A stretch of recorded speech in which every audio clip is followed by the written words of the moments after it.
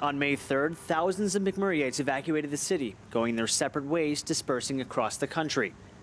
Now that it's safe to return, the Canadian Red Cross wants to help reunite evacuees back to the city they once fled. Thanks to the generosity of Canadians across the country, we've been fortunate to be able to provide different means of transportation for evacuees back to Fort McMurray. Up until now, the Canadian Red Cross has been covering costs for buses back to the Wood Buffalo region. But come June 10th, McMurrayites will take to the skies. As soon as the airport becomes operational, we will be able to augment that bus transportation with flights, thanks to our very generous partners.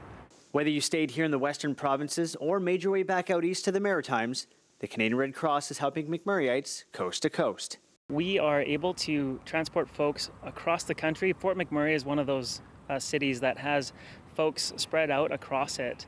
And you know, wherever you call home, if that's Fort McMurray, but you've gone home to another place for the moment because you weren't able to get back home, we're going to find a way to get you back here.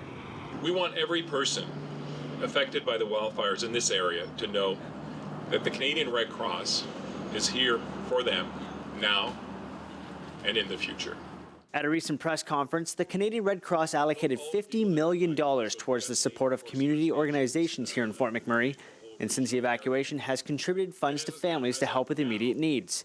By providing transportation from anywhere in Canada back to the Wood Buffalo region, that's just one more step in the right direction to help a community in need. All you have to do is head to their website. www.redcross.ca. That's where you can find the service through which you can book a flight back home. Our goal is to really get these folks back home as soon as possible. Since the evacuation, not including government matching, the Canadian Red Cross has donated more than $128 million to the relief efforts.